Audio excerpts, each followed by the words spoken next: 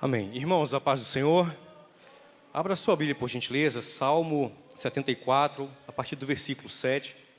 Nós vamos fazer uso de alguns versículos aqui.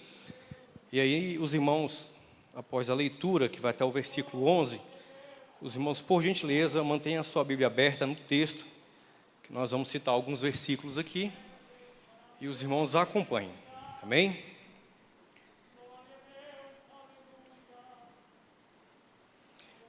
Nós cantamos junto com o Ministério de Louvor uma canção nova, que o coro diz assim, olha: toca em mim de novo, enche-me de novo, eu não me vejo sem a tua presença.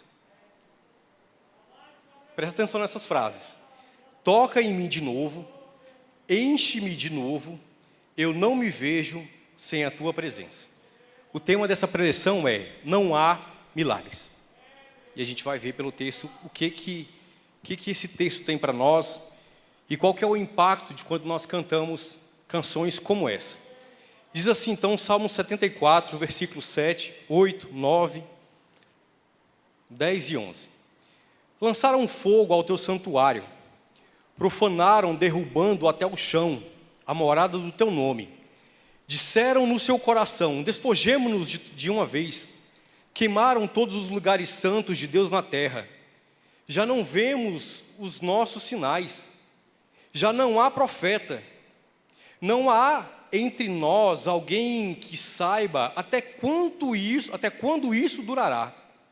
Até quando, ó Deus, nos afrontará o adversário? Blasfemará o inimigo o teu nome para sempre? Por que retiras a tua mão, sim, a tua destra, a tua mão direita? Tira-a do teu seio e consome-os. Vou ler mais uma vez. Lançaram fogo ao teu santuário, profanaram derrubando até o chão a morada do teu nome. Disseram ao seu coração: despojemo-los de uma vez. Queimaram todos os lugares santos de Deus na terra. Já não vemos os nossos sinais, já não há profeta. Nem há entre nós alguém que saiba até quanto isso durará. Até quando, ó Deus, nos afrontará o adversário? Blasfemará o inimigo o teu nome para sempre? Porque retiras a tua mão, sim, a tua destra, tira-a do teu seio e consome-os. Amém? Os irmãos podem se assentar, mantenha por gentileza a sua Bíblia aberta e preste atenção, por gentileza, aqui comigo.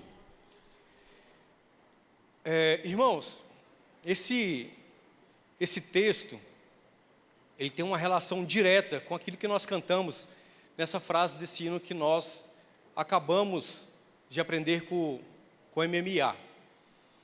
E a gente vê ao longo da história da igreja, ao longo do povo de Deus, da história do povo de Deus, os vários percalços que o povo passou. E é interessante porque nós estamos passando por um momento que nos remete muito à sensibilidade de pedir a Deus uma aproximação, de pedir ao Senhor que Ele cuide mais de nós. Nós cantamos por último uma canção que tentaram nos parar, mas vou prosseguir. E os hinos que nós cantamos, eu não estou fazendo uma crítica, tá, contra os hinos, me permitam. Os hinos que nós cantamos, dado ao momento que nós passamos, nos leva a esse sentimento. Só que, na sua grande maioria, e eu não quero aqui classificar A ou B, mas eu estou falando de forma geral da igreja, as canções que nós temos cantado têm refletido muito a nossa vontade em relação a Deus e não a contraproposta da nossa situação em relação ao que Deus quer que nós sejamos ou estejamos. Eu não sei se os irmãos sabem, mas aqui em Brasília, o ano passado não teve, esse ano acho que não vai ter também devido à pandemia, mas no ano de 2019 isso, foi realizado aqui em Brasília o 20º congresso, e é um congresso anual, ele sempre acontece aqui em Brasília, que foi a 20ª edição do BBB. Só que não é o Big Brother Brasil não, são as bruxas do Brasil em Brasília. E é interessante citar isso, porque nós estamos na capital do nosso país, E nós estamos numa comunidade cristã, onde o próprio Senhor exige de nós uma postura em relação à sua palavra, e é por isso que eu citei a frase do hino, de tocar em mim, Senhor, toca em mim de novo, enche-me de novo, eu não me vejo sem a tua presença. Mas praticamente, nós temos dificuldade com essa realidade. São coisas que acontecem ao nosso derredor, que nós não sabemos como se manifestar enquanto comunidade cristã. Nós gostamos de esboçar em alta voz, nos microfones, dizendo que nós temos uma grande parcela de cristãos, e aí cristão aqui são todos aqueles que professam o nome de Cristo, independente do segmento religioso. Mas nós temos um problema, irmãos, de realidade espiritual no nosso país, e que eu e você está diretamente ligado a ele. Quando nós citamos percentuais de cristandade que nós temos, nós nos deparamos com dois grandes principais problemas. Primeiro, nós somos conhecidos como o país que detém a maior festa da carne, que é o carnaval. Se eu tenho uma grande parcela de cristãos na terra, no território brasileiro, o que nós estamos fazendo para que esse tipo de movimento não chancele ou não leve o nome do Brasil a ser reconhecido como o país da maior festa da carne? Parece que nós estamos dentro do cenário de Paulo lá na igreja em Corinto, uma cidade portuária, a gente sabe da situação, onde há promiscuidade, onde a festa é deliberada, não tem problema, o próprio governo injeta bilhões de reais nesse tipo de festa. Nós professamos e dizemos que somos cristãos, mas o nosso Senhor, conhecido por essa pátria, não é Deus.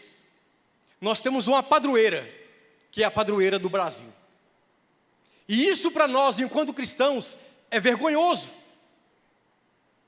Mas o texto que nós lemos nos remete justamente a essas questões de análise, da gente olhar para o nosso cenário e verificar aquilo que eu tenho feito para contribuir com a expansão do reino de Deus, como verdadeiros cristãos. É interessante quando a gente fala isso, porque quando o texto vai falar aqui, no versículo 9, que já não há mais profeta, nós temos inconscientemente a visão daquele profeta que se levanta falando em línguas no meio da igreja, e com muita certeza e convicção ela fala, assim diz o Senhor.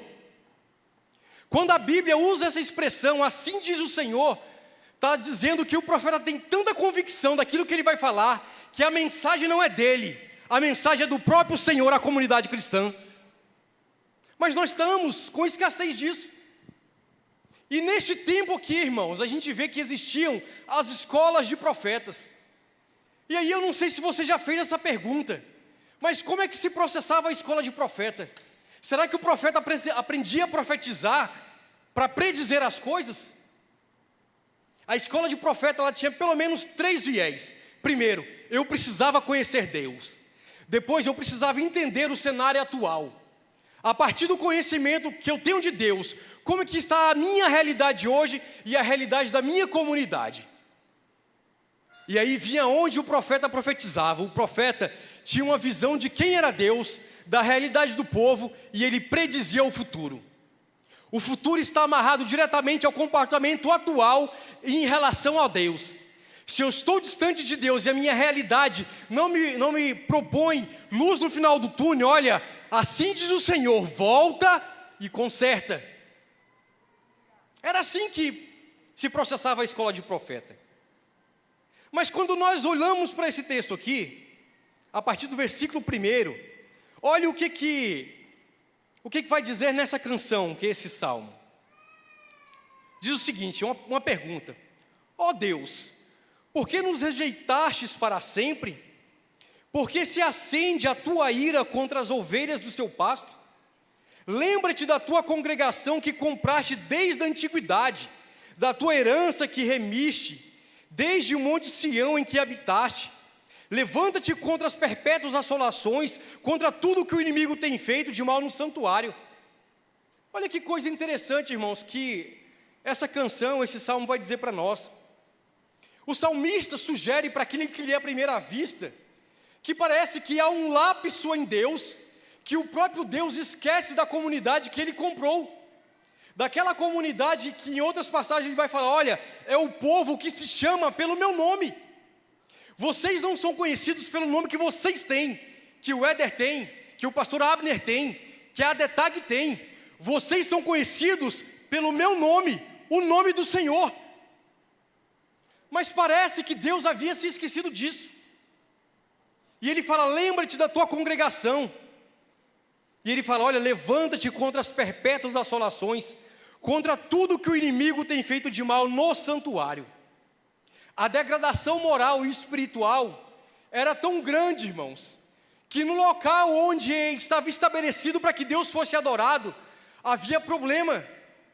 As pessoas estavam tão impregnadas com o mundo, que trouxe o mundo para dentro da igreja, e agora eles estão colocando Deus na parede, e cobrando de Deus uma ação em relação a eles.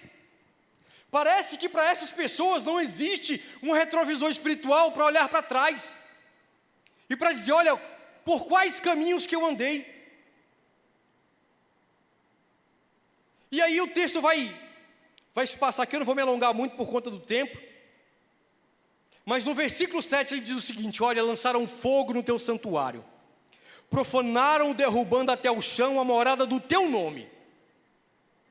Essa expressão, irmãos, e esse versículo 7, está falando do pior estado que a casa do Senhor poderia chegar. A casa do Senhor virou qualquer outra coisa, menos a casa do próprio Deus. Um lugar de adoração, um lugar de reconhecer quem Deus era. E aí, volta a afirmar, parece que quando nós fazemos a primeira leitura desse texto, o problema não está no povo, o problema está em Deus. E essa realidade é uma realidade que se assemelha à nossa. Porque nós enfrentamos problemas, cantamos canções, pedimos para que o Senhor retire de nós algumas dificuldades, queremos a aproximação do Senhor, mas o problema não está no Senhor, o problema está em nós. Eu já disse isso aqui uma vez, vou repetir agora. Deus não abençoa pecado de ninguém. Se nós queremos a proteção de Deus, se nós queremos a resposta de Deus, nós precisamos confessar os nossos pecados, reconhecer a soberania de Deus e nos curvar diante dEle.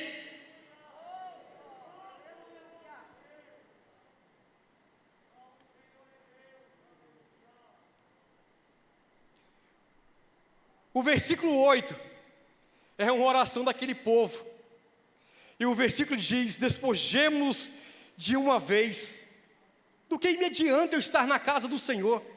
Irmão, se você puder largar seu celular só um pouquinho, presta atenção aqui, eu vou ficar grato. Do que adianta estar na casa do Senhor?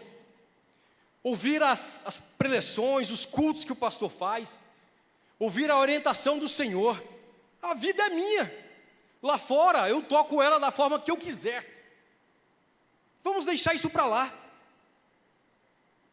Queimaram todos os altares, todos os lugares santos de Deus na terra.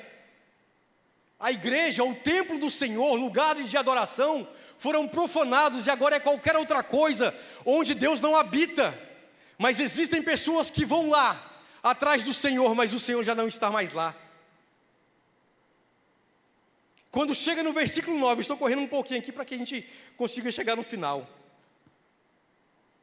Parece que desta vez, a resposta divina havia faltado.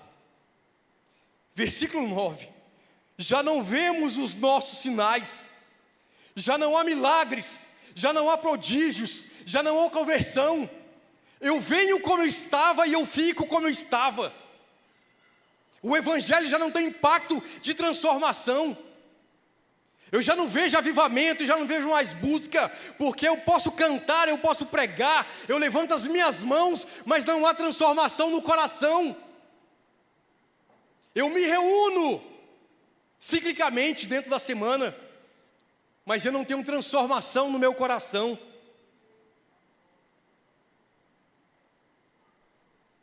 Só que tem um problema. Se eu não tenho sinais, se não há prodígios, quem é que vai me alertar disso?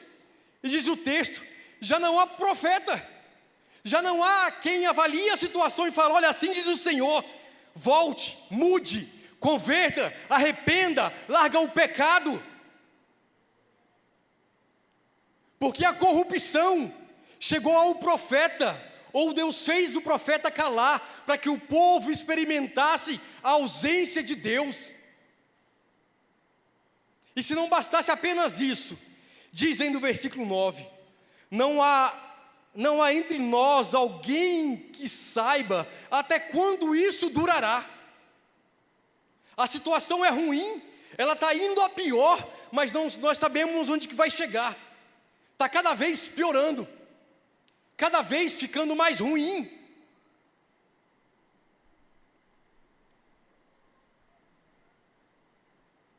Versículo 10. Até quando, ó Deus, nos afrontará o adversário?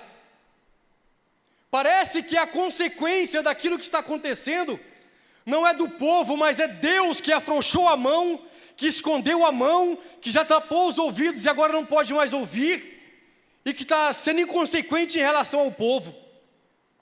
Até quando, ó Deus, nos afrontará o adversário?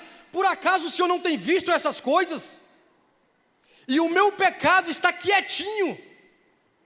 Eu estou praticando, eu estou fazendo, mas eu não posso externá-lo. A última vez que eu preguei nesse culto aqui, estava descendo a escada aqui, o irmão me parou, me segurou pelo braço e falou bem assim: por que você está pregando contra o pecado que eu pratico? Eu falei: irmão, eu não sei que você está praticando pecado, eu estou pregando a Bíblia. Agora, se a Bíblia fala com você, conserta a sua vida. E esse tipo de reação, irmãos, é exatamente o que o povo estava falando e estava fazendo. Deus havia usado os profetas, Deus havia mostrado o caminho, mas o povo endureceu a cerviz, tapou os ouvidos e os olhos e não queria mais ver o agir de Deus. Blasfemará o inimigo o teu nome para sempre? Mais uma pergunta. Onde é que está Deus? Deus está sentado, Deus não está vendo, Deus está de costas viradas, o que está acontecendo? Versículo 11, porque retiras a tua mão, sim, a tua destra. Olha a ousadia de quem escreve a canção, olhando para o cenário. Deus, a tua mão direita, que é a mão de força, que é a mão de poder, por que o Senhor escondeu a sua mão? Porque o Senhor retirou a sua mão de cima do povo. Por que o Senhor está fazendo isso? Olha a expressão, irmãos, na versão da Bíblia do culto que nós temos: retira-o do teu seio e consome-os.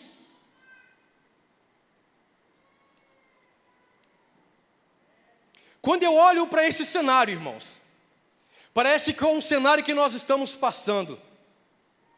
A fé está se acabando. O pecado está se aflorando. E nós não podemos ficar inertes àquilo que o Senhor quer que nós façamos. Nós precisamos sair do nosso comodismo, olhar para os nossos pecados, pedir perdão a Deus e voltarmos ao Senhor. Se nós queremos que a nossa pátria mude, se nós queremos ter um futuro melhor, precisamos reconhecer primeiro a soberania do Senhor. Qual que é o plano do Senhor nisso tudo? Qual que é o plano do Senhor na situação econômica do país? Qual que é o plano do Senhor na situação espiritual do país? Qual que é o plano do Senhor nesse momento de pandemia? Ei, voltemos ao Senhor. Ele fez a ferida e Ele ligará.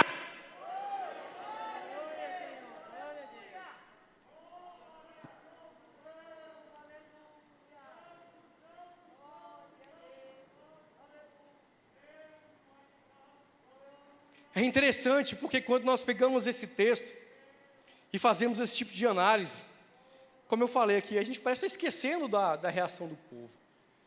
E aí, se você for pegar esse texto aqui e for ler lá os livros de Jeremias, Samuel, os livros históricos e que contam toda essa trajetória dos reis ali no Antigo Testamento, a gente vai ver a dificuldade do povo, irmãos, em relação a Deus. Algumas coisas que Isaías, Jeremias e Ezequiel escrevem que está diretamente ligado a essa situação, que está ligado à situação da destruição do templo. Primeiro, o povo havia se desviado completamente da palavra de Deus. Se desviar completamente da palavra de Deus é, além de pegar um outro caminho, converter a palavra do Senhor em coisas que ela não diz. A segunda coisa que esses 3 livros nos falam: o povo havia esnobado do templo.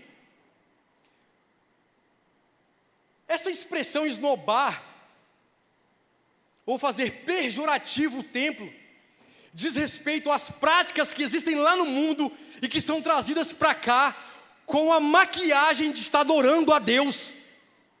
São coisas pequenas que estão entrando, mas que está tirando de nós a nossa identidade.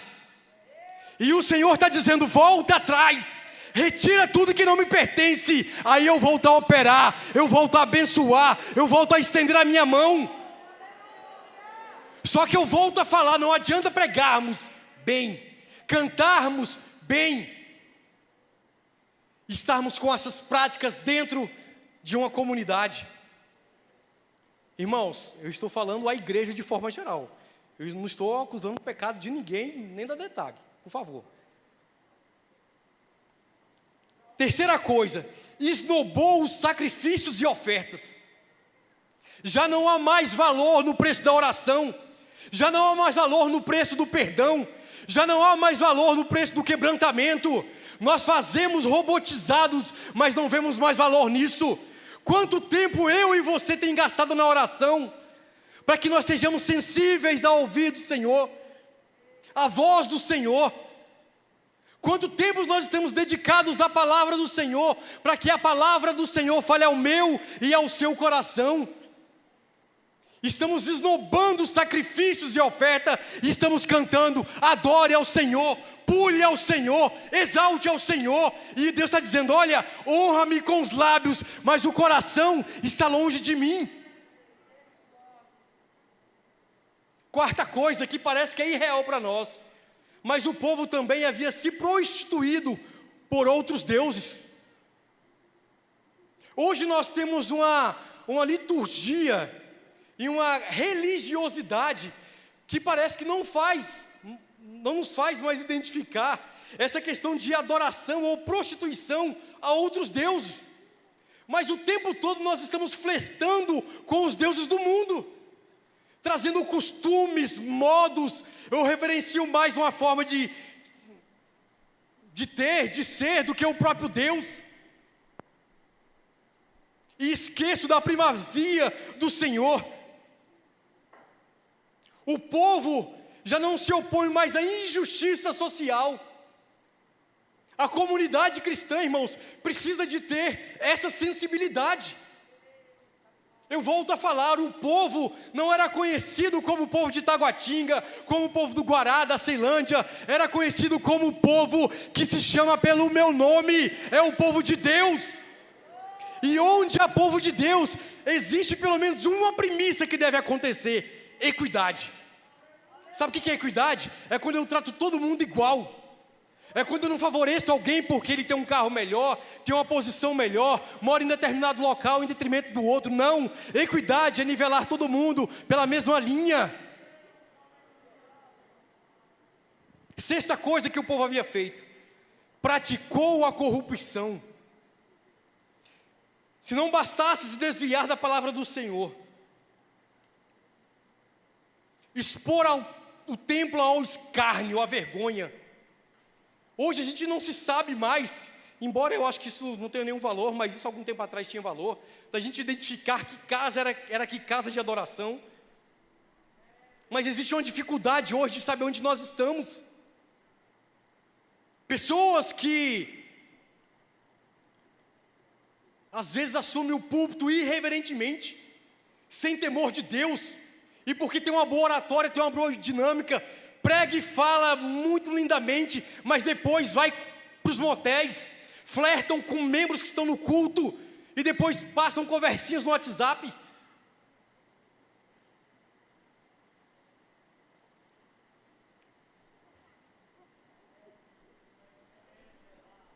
Esses 3 livros, irmãos, vai mostrar que mais de uma centena de vezes o Senhor os advertiu, caso eles não se arrependessem, eles seriam destruídos.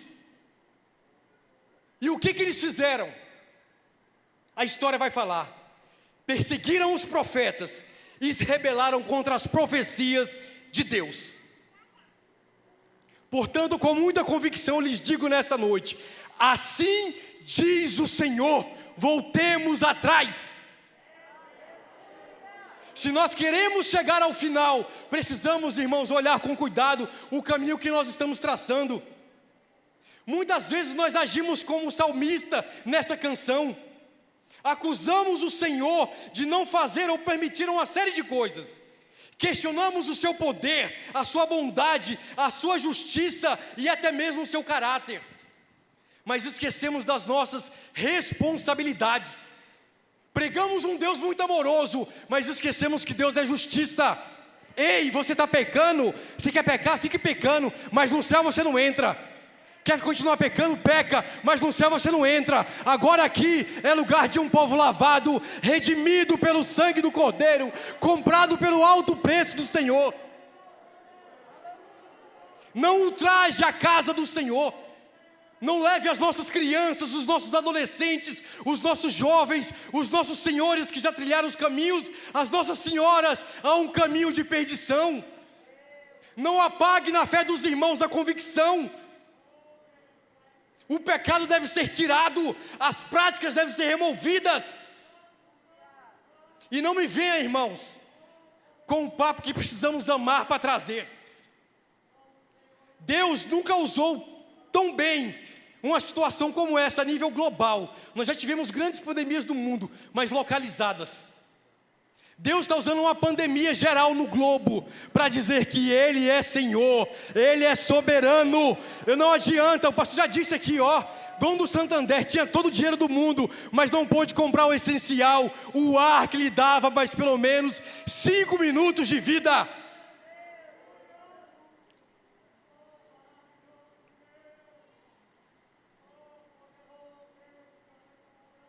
Quando a gente olha para esse texto, a gente observa algumas coisas e a gente deve ter o senso crítico de no fim entendermos que nós não estamos fazendo a nossa parte. Estamos transgredindo o mandamento e somos omissos com a palavra do Senhor. O Salmo 74 nos mostra o quanto devemos estar atentos com as nossas atitudes e comportamentos para com o Senhor. Deve haver em nós, primeiro, reverência e submissão, pois sempre, caso contrário, morreremos. E não espere apenas a morte física, mas uma morte espiritual, que já tem feito muitos andar mortos espiritualmente no meio da casa do Senhor, que não tem sensibilidade ao Espírito Santo, que não tem sensibilidade à voz do Senhor, que essas palavras incomoda e irrita.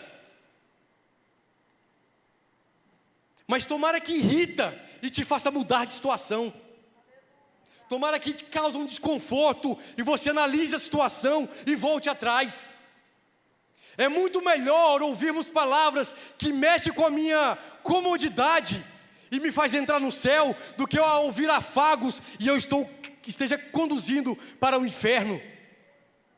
Tem muita gente, irmãos, achando que o inferno é como se fosse um playground. Eu desço lá, está muito ruim, eu volto. Ei, uma vez no inferno, não há volta. No inferno estão cantores, pregadores, intelectuais. Lá existem pastores, diáconos, presbíteros, auxiliares, eloquentes, grandes mestres, grandes estadistas, mas estão lá porque não observaram a palavra do Senhor. Não se esconda atrás da sua posição. Para Deus, isso não é nada. Para Deus, isso não vale de nada.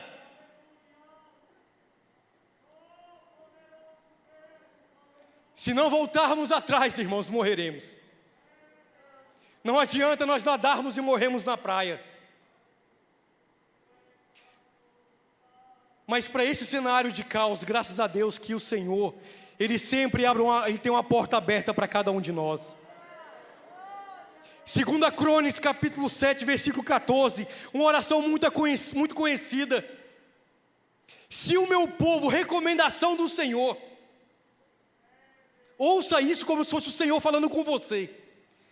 Se o meu povo que se chama pelo meu nome, se humilhar e orar, e buscar a minha face, e se afastar dos seus maus caminhos, do céu eu os ouvirei, perdoarei o seu pecado, e curarei a sua terra. Há esperança, mas é preciso haver reconciliação para que haja restauração no meio do povo de Deus. Queremos ser cheios do Senhor? Queremos. Queremos ser usados pelo Senhor? Queremos. Voltemos atrás, esquecemos os nossos pecados e caminhemos para frente diante do Senhor. Aí sim, irmãos, vai fazer sentido o que nós cantamos.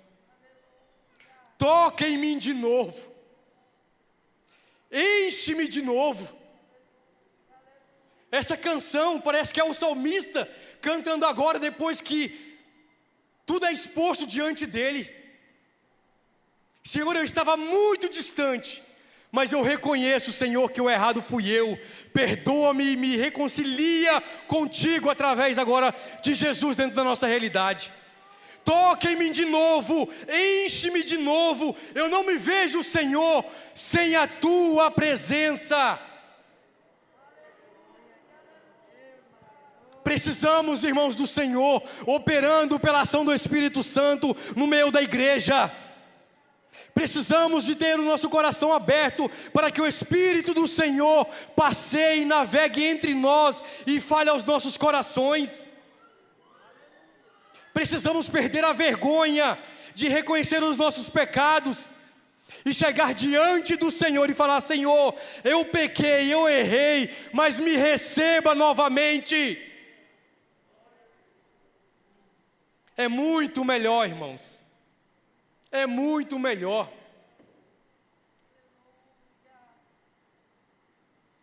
Para terminar, versículo 22, versículo 23, diz assim: lembra-te, ó Deus, pleiteia a tua própria causa. Lembra-te da afronta que o louco te faz cada dia. Sabe o que esse versículo está dizendo? Ele está falando: olha, os propósitos de Deus, ele não vai ser questionado. Quem está afrontando como louco a cada dia não é o sem condição de raciocínio, é aquele que antigamente, ou que conhece a palavra de Deus, que agora faz que não conhece, é tido como louco. E o salmista fala: olha, levanta-te, Senhor, ó Deus, pleiteia a tua própria causa. Olha, não leve em consideração o meu estado, mas faça a tua vontade. Quando nós olhamos para isso, irmãos, nós vemos na oração de Jesus. Olha que coisa interessante. Quando Jesus ensina os discípulos a orar, aliás, na verdade antes, diz que Jesus está orando, tem um grupo de discípulos observando aquilo, e parece que o texto diz que, parece que eles deveriam estar orando com Jesus, mas Jesus está orando e eles estão observando. Aí quando Jesus termina de orar, ele fala: Senhor, nos ensina a orar como João Batista orou. Parece que não existia um modelo ou um método de oração, fora aquelas da tradição, que era meio que repetitiva. E Jesus vai ensinar: olha, Pai Nosso. Quando a gente olha no Antigo Testamento, irmãos, essa expressão Pai, ela só aparece 8 vezes no Antigo Testamento todo, se referindo a chefe e a Senhor, mas como Pai diretamente, nunca.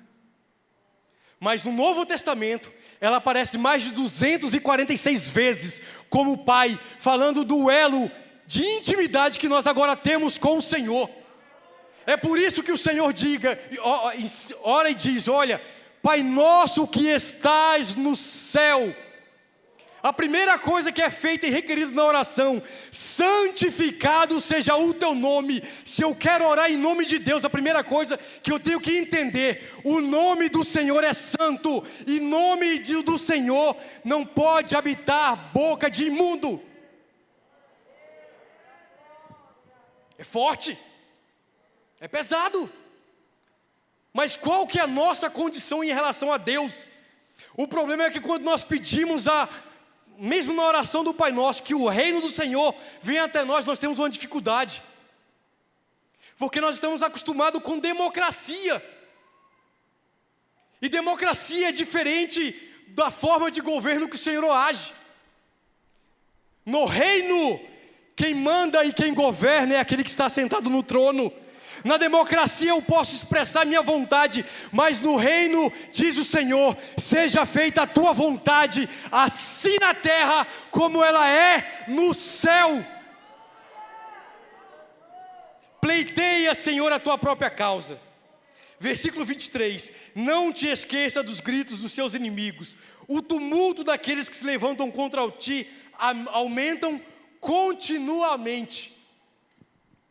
Poxa, mas o salmista cantou, o salmista falou, mas por mais que se prega, por mais que se diz, há aqueles ainda que se voltam contra o Senhor e falam: olha, foi o Senhor.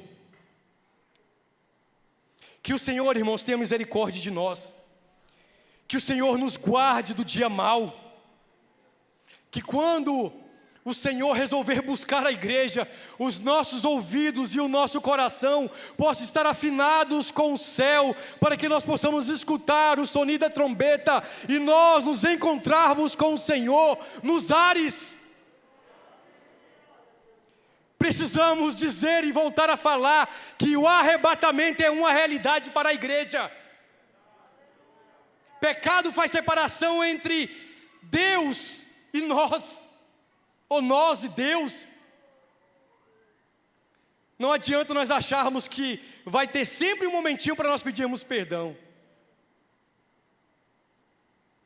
Tomara que haja um momento, mas não trabalhe na contingência, trabalhe agora. Quem sabe, antes de terminar esse culto, o Senhor resolve abrir os céus e nos chamar.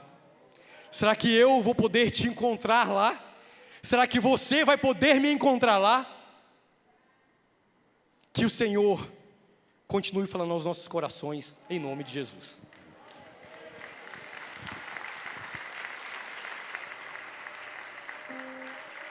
Graças a Deus, irmão.